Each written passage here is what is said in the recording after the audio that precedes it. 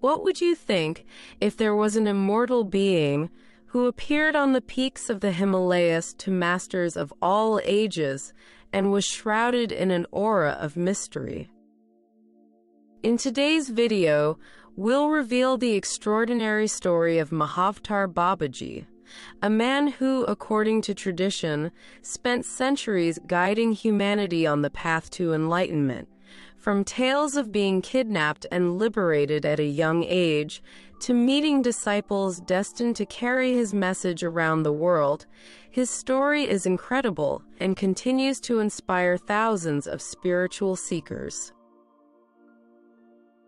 Stay with us until the end, because we will discover the fundamental steps that made him a legendary figure and why his message still resonates powerfully in our time. Are you ready to learn the secrets of a millenary master? Then get ready. Begin our journey into the realm of the eternal and the sacred. In Ducentotra BC in Parangipetai, Tamil Nadu, on November 30, a child was born who was considered blessed from the moment he opened his eyes to the world. The atmosphere in that remote village, inhabited by a few families devotedly linked to the local temple, seemed almost shrouded in an aura of mystery. Some said they saw a bright flash on the horizon, while others, more sensitive, claimed they felt a sort of warm, reassuring breeze, almost a sign of good luck. That child was named Nagarajan, a term that in Italian means king of snakes. The name, already significant in itself, attracted everyone's attention right away, because in the local culture, the snake is venerated as a symbol of divine energy and transformation. His father, the priest of the village temple, soon recognized in his son an aura different from the usual. Those who met him were struck by his penetrating gaze, in which a profound wisdom seemed to dwell. From his first steps, little Nagarajan showed a lively curiosity. He was attracted by the sacred rituals and mythological stories that his father told on feast days. People whispered that the child had a mission to accomplish, as if an invisible bond with the divine already accompanied him. However, life wanted to test him in a harsh and unexpected way. At the age of just 5, he was kidnapped and taken to Calcutta, where he was sold as a slave.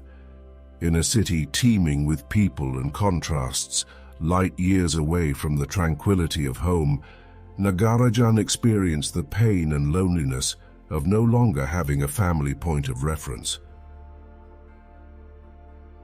Yet Providence intervened. His new owner, a man of compassionate spirit, was moved by the innate sweetness of the child. After observing him for some time, he decided to free him, renouncing any gain he could have made from him. Thus Nagarajan, now without a family and a home, found a new beginning. Driven by an inner energy that did not abandon him, he joined a group of wandering sannyasis. These ascetics, known for their choice to renounce the material world, lived from day to day, subsisting on offerings and spiritual contemplation. They were men of few words but rich in inner light, and it was from them that Nagarajan learned his first true life lessons, the strength of humility, the power of prayer, and the importance of trust in a greater good. Meanwhile, his thirst for knowledge drove him to delve deeply into the spiritual tradition of India. During his travels, he had access to the Vedas, the Upanishads, the Mahabharata, the Ramayana, and the Bhagavad Gita, ancient texts that have inspired seekers of truth for centuries. He was fascinated by the stories of heroes, gods, and great masters who showed how earthly life could be a path of growth and awakening. At the age of 11, with unusual determination for a boy, he undertook a long pilgrimage on foot and by boat to Kataragama in Sri Lanka, together with a group of itinerant ascetics. This sacred place, known for its temples and the intense devotion of its visitors, hosted one of the most important meetings in Nagarajan's young life. In Kataragama, in fact, he met Siddha Boganath, a master surrounded by an aura of profound wisdom. Boganath recognized almost instantly the spiritual potential of the boy and welcomed him as a disciple. From him, Nagarajan learned the meaning of a deep and rigorous sadhana, hours of meditation, breathing practices and prayers addressed to that universal energy that pervades everything. In meeting Boganath, she felt she had found a spiritual home. No matter how tiring her days were, filled with discipline and mental exercises, her heart finally felt nourished by a sense of belonging and purpose. It was Siddha Boganath who pushed him to go to Siddha Agastya to receive a special initiation into Kriya Kundalini Pranayam, or Vasi Yogam. Vasi is a word that evokes the mastery of breathing, mind, and vital energy, while yoga means union with the divine. This yogic practice represents one of the highest and most ancient teachings, focused on the transmutation of internal energies and the awakening of Kundalini, the primordial force that lies, according to tradition, at the base of the spine. Through postures, breathing, and focused concentration, the practitioner learns to guide this sacred energy along the chakras, gradually overcoming the limits imposed by earthly conditioning. After receiving initiation from the revered Siddha Agastya, Nagarajan set out for Badrinath, deep in the northern Himalayas. The region was famous for its snow-capped peaks, caves where sages retreated for meditation, and the mystical aura that enveloped everything.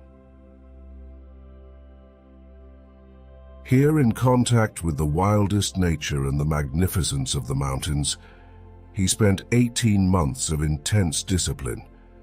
It is said that, in the silence of the peaks and in retreat from the distractions of the world, he achieved self-realization, obtaining the ability to transcend the barriers of time and space, as well as mastery of the physical plane. It was during this period that the many names by which he would later be venerated began to spread.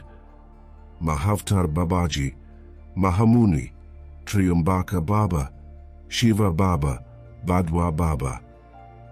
Each of these appellations recalls an aspect of his divine essence, signaling the extraordinary nature of his path. Millennia Tuno, the meeting with Lahiri Mahasaya.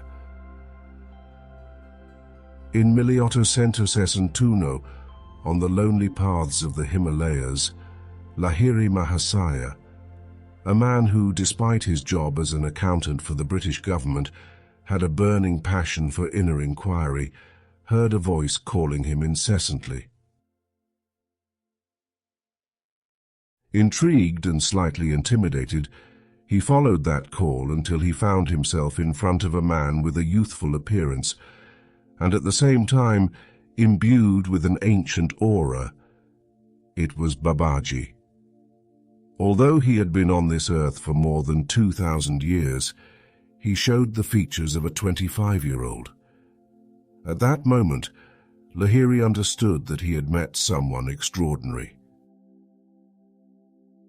Babaji initiated him into Kriya Yoga, revealing to him that in a past life, he himself had been his guru. With a simple touch on the forehead, he awakened dormant memories in Lahiri, arousing in him a wave of devotion and emotion.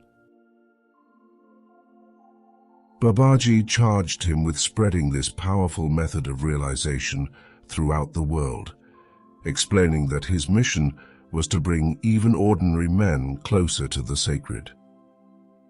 As much as Lahiri wanted to remain close to the Master, Babaji was clear. The disciple had to return to the valley among the people to share the fire of Kriya Yoga. Thus began the story of the spread of this spiritual science, which still today attracts researchers of all faiths and backgrounds. 1894. The Kumbh Mela in Allahabad. Several years later, in 1894, Babaji was seen at the Kumbh Mela in Allahabad, one of the most sacred and crowded events in the Indian subcontinent, gathering millions of devotees on the banks of sacred rivers. He appeared in the guise of a sadhu, sitting in meditation under a tree, surrounded by a handful of young disciples. Many were attracted by the serene beauty that emanated from that group, but it was Swami Sri Yukteswar, a disciple of Lahiri Mahasaya, who recognized in that man the figure described by his guru. Babaji, speaking of the future, emphasized how the West was evolving towards a materialistic excess, and how it was essential to create a bridge between the spirit of the East and the dynamic activity of the West. He emphasized the importance of uniting interiority with exteriority, contemplation with action. Before taking leave, Babaji revealed to Sri Yukteswar that he would soon send him a special disciple, one who would carry the message of Kriya Yoga beyond the borders of India. This disciple was Paramhansa Yogananda, who was destined to become one of the key figures in the spread of this discipline in America and throughout the world.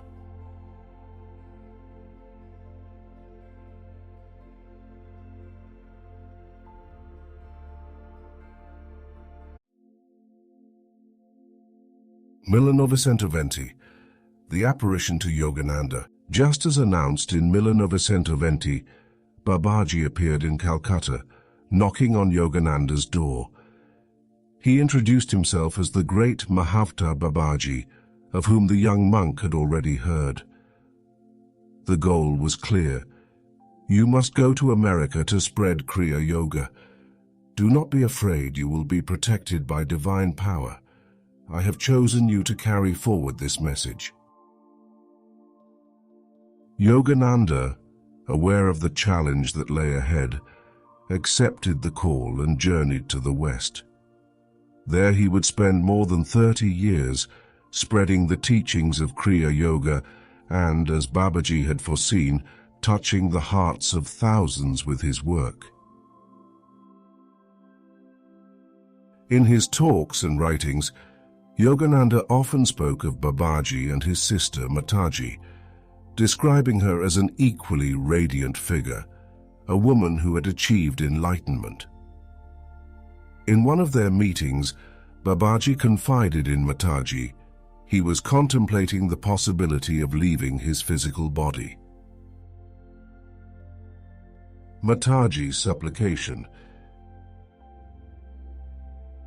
Deeply troubled by this prospect, Mataji pleaded with him never to abandon his human form, reminding him how important his tangible presence was for the benefit of countless devotees and seekers.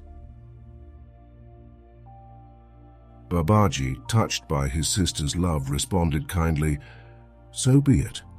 I will never abandon my physical body. It will always remain visible to a select few on this earth."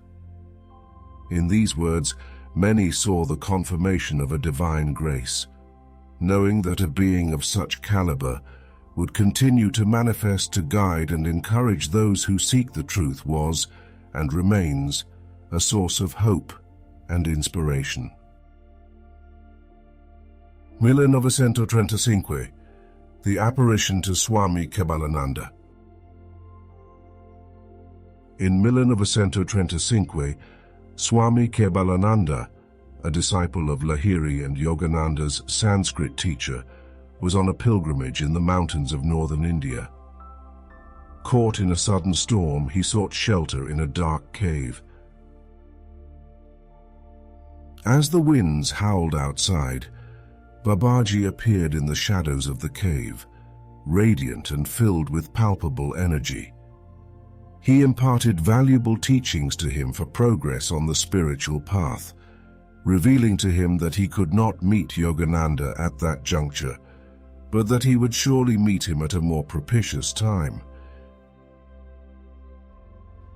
The Immortal Babaji. To this day, Mahavatar Babaji is considered a master beyond the normal human standards. Those who study his story describe him as an immortal, a soul who has spent millennia on earth to assist humanity in its evolutionary path. It is said that God himself commissioned him to remain in this dimensional plane for the entire span of the present cosmic cycle, so that he could continue to watch over sincere seekers. He seems to move silently through the Himalayan mountains, appearing only to those who demonstrate deep faith and a heart truly turned towards purity. The practice of Kriya Yoga, the heart of Babaji's teachings, has its roots in the ancient Yoga Sutras of Patanjali and aims to rediscover the divine essence in each of us. On the one hand, it insists on meditation and inner discipline to pacify the mind and free oneself from earthly attachments. On the other hand, it promotes conscious action and selfless service towards one's fellow man. In this vision, the human being is not a limited entity, but part of an immense field of universal consciousness. The techniques proposed by Babaji and passed down through his disciples such as Lahiri Mahasaya, Swami Sri Yukteswar and Paramhansa Yogananda offer a systematic method to accelerate spiritual growth. They are based on the control of the breath, the senses and the focus of intention, allowing one to tap into elevated sources of spiritual energy. The awakening of the Kundalini, according to these teachings, is not only a mystical phenomenon, but a concrete possibility to transcend limitations and experience a state of union with the Creator. In addition to the strong emphasis on inner work, Babaji, through his spokesman, recommends the practice of seva, or altruistic service, inviting everyone to put their skills and resources at the service of others without expecting anything in return. This altruistic disposition, the masters explain, is the fastest way to purify the heart from selfishness and connect to universal compassion. Many have been fascinated by the figure of Babaji, also for his shy character and the aura of mystery that surrounds his story. Despite the numerous documented meetings, he always appears only when he deems it necessary, almost as if to reiterate that true spiritual guidance arrives at the right time for those who are ready to receive it. At the same time, his choice to incarnate and be taught by other masters seems to reveal a divine plan to make immense wisdom accessible not only to a select few, but to all those who show a genuine desire for awakening. This is why it is recommended that those who wish to approach Babaji do so only with the support of a certified Kriya Yoga guru, following an authentic transmission line.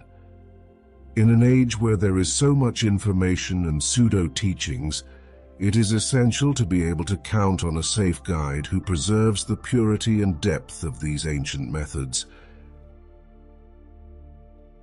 In thanking you for having followed with interest the events of this extraordinary being, we invite you to reflect on the possibility of integrating the essence of his teachings into your daily life. Love for oneself and for others, the sincere search for truth, and the awareness that life is a gift, full of spiritual potential.